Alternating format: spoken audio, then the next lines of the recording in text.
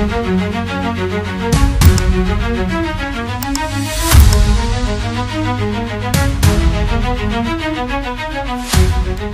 cakap JRS gagal selesaikan isu 3 serangkai. Masa dorang, selesaikah? Assalamualaikum dan salam Sabah Maju Jaya. Air, elektrik dan jalan pun indak selesai. Di mana maju jayanya? Itu cerita dijual. Lebih dramatik lagi dikongsi video dan gambar, maka disimpulkanlah JRS gagal.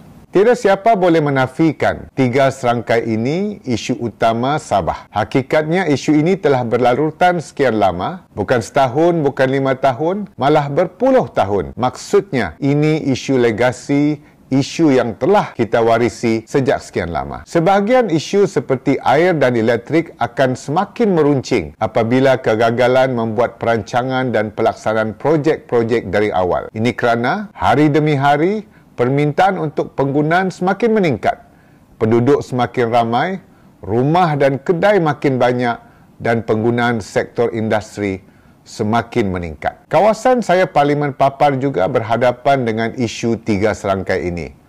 Alhamdulillah, walaupun belum selesai sepenuhnya, tapi ikhtiar sedang berjalan dan work are in progress. Untuk kali ini, khusus untuk Paparian, mohon izin saya laporkan perkembangan ikhtiar untuk menangani isu gangguan bekalan air di Papar. Sebaik saya diberikan amanah menjadi ahli Parlimen Papar, saya menetapkan agenda untuk menggerakkan ikhtiar bagi menangani beberapa isu utama yang telah berlarutan sekian lama dan memberi kesan kepada sebagian besar Paparian, termasuklah isu air. Saya bersama Datuk Seri Gulam, Datuk Juil dan agensi kerajaan berkaitan duduk bersama untuk melakar pelan tindakan. Secara ringkas, isu air di Papar termasuklah di seluruh Sabah perlu ditangani meliputi 4 aspek. Untuk mudah difahami, saya ringkaskan sebagai RTDE.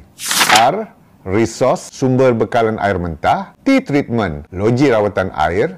D, distribution, saluran paip. Dan E, enforcement, penguatkuasaan isu kecurian air. Daripada 4 aspek tersebut, isu paling mendesak di Papar adalah treatment, loji rawatan air. Dalam tempoh sebulan selepas menjadi MP Papar, saya duduk bersama Jabatan Air Papar. Dilaporkan Papar dan kawasan sekitarnya memerlukan 93 juta liter air terawat sehari, atau ringkasnya 93 JLH. Itu keperluan. Berapa pula bekalan yang ada? Kapasiti loji-loji rawatan air di Papar hanya mampu merawat 63 juta liter air sehari, iaitu loji rawatan air LRA Kogopon 40 JLH, EWSS Limbahau 10 JLH, LRA Jetama Limbahau 13 JLH. Kiraan matematik mudah, setiap hari kita kekurangan kira-kira 30 juta liter air terawat. Kapasiti loji rawatan air sedia ada di Papar hanya mampu memenuhi 65% daripada keperluan harian. Ini isu legasi yang kita warisi. Jadi buat macam mana sekalipun, pasti ada kawasan di Papar yang akan hadapi gangguan bekalan air setiap hari dan catuan terpaksa dilaksana. Warga kita yang paling terkesan adalah di Mukim, Kinarut dan kawasan sekitar kerana mereka penerima air yang paling hujung dalam saluran paip. Begitu juga kawasan-kawasan perumahan bertingkat. Sebenarnya perancangan supaya kapasiti loji rawatan air di Papar ditingkatkan sudah lama dan telah dimasukkan dalam rancangan Malaysia ke-11 bagi tempoh 2016 hingga 2020. Projek yang disenaraikan adalah loji rawatan air Kogopon Fasa 2 untuk meningkatkan kapasiti dari 40 kepada 80 juta liter air sehari. Kalau kita congak, kita kekurangan 30 JLH dan dengan penambahan 40 JLH melalui projek tersebut, bukan hanya dapat memenuhi keperluan, malah akan ada reserve sebanyak 10 JLH. Mengambil kira kos projek tersebut amat besar, kerajaan negeri perlu melaksanakannya melalui pembiayaan pinjaman daripada Kerajaan Persekutuan. Malangnya, projek ini tidak berjalan dalam tempoh RMK 11. Apabila bermula tempoh RMK 12 pada tahun 2021, penilaian semula perlu dilakukan terhadap cadangan projek ini kerana kos projek yang semakin meningkat disebabkan kenaikan harga kos semasa.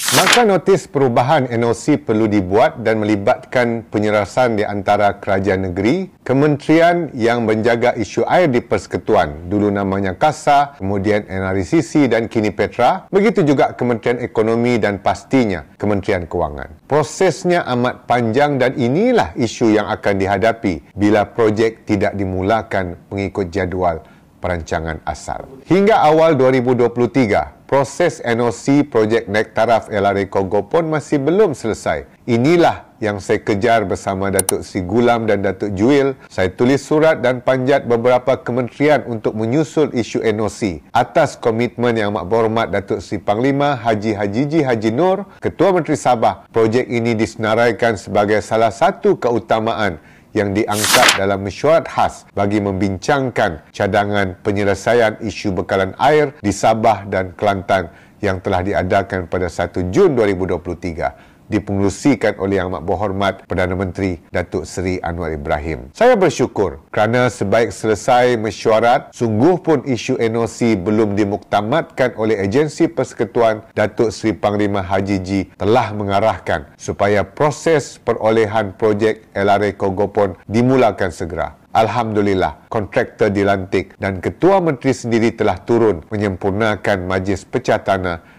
pada 25 Ogos 2023. Hakikat yang perlu kita terima, projek ini berskala besar dan mengambil masa 3 tahun untuk disiapkan. 2 tahun telah berlalu dan insya-Allah akan siap pada penghujung 2026. Saya mohon maaf kerana saya tidak ada lampu ajaib untuk membolehkan projek ini siap dalam masa yang singkat. Namun komitmen saya adalah untuk memantau secara berkala untuk memastikan projek ini siap mengikut jadual kerana rakyat kita sudah sekian lama terkesan. Ada sebabnya saya memasang billboard di Simpang Sabindo Sinarut. Bukan untuk tayang muka, bukan sekadar untuk makluman projek, tapi untuk tunjukkan kepada kontraktor dan agensi yang terlibat bahawa kita serius. Perlu ada pertanggungjawaban dan itu sebabnya billboard berkenaan juga memaparkan status kemajuan projek. Setakat 25 Oktober 2025, status kemajuan projek sudah mencapai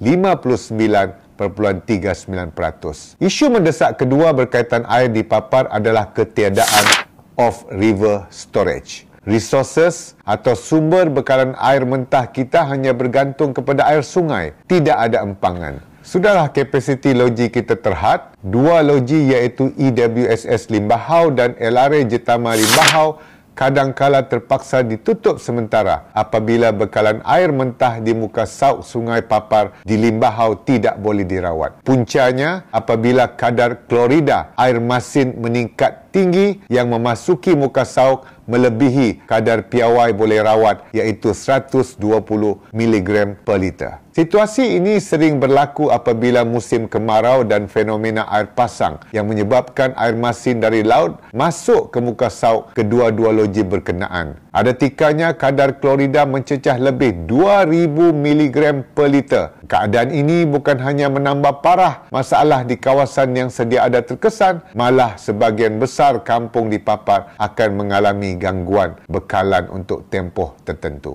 Saya telah memohon kepada kerajaan negeri untuk membina muka sauk alternatif. Syukur Alhamdulillah Yang Amat Berhormat Datuk Seri Panglima Haji Ji sendiri telah turun melihat keadaan di muka sauk Limbahau pada 19 Mac 2024. Beliau telah mengumumkan kelulusan peruntukan serta-merta untuk membina muka sauk alternatif di Kampung Kabang Papar. Apa perlunya? Bila muka sauk di Limbahau terkesan kadar klorida tinggi, sumber bekalan air mentah dari muka sauk alternatif di Kampung Kabang boleh digunakan dan kedua-dua loji di Limbahau boleh terus beroperasi merawat air tanpa perlu di-shutdown sementara. Berbeza dengan LRA Kogopon, projek pembinaan muka sauk Kampung Kabang berskala sederhana. Telah bermula pada 10 Mac 2025 dan akan siap dalam tempoh 1 tahun iaitu pada awal tahun depan. Setakat 25 Oktober 2025, status kemajuan projek sudah mencapai 36.92%. Sekali lagi saya ingin memohon ribuan kemaafan khususnya kepada warga kita yang masih mengharungi kesukaran setiap hari kerana gangguan dan catuan air. Sebaik diberikan amanah pada bulan November 2022, inilah antara fokus utama saya, dan kedua-dua projek penting ini bukan saja telah mendapat kelulusan peruntukan tetapi sedang berjalan. Sama-sama kita usahakan agar kedua-dua projek ini akan terus berjalan dengan lancar dan kita dapat menangani isu gangguan bekalan air yang telah membelenggu Paparian sejak sekian lama.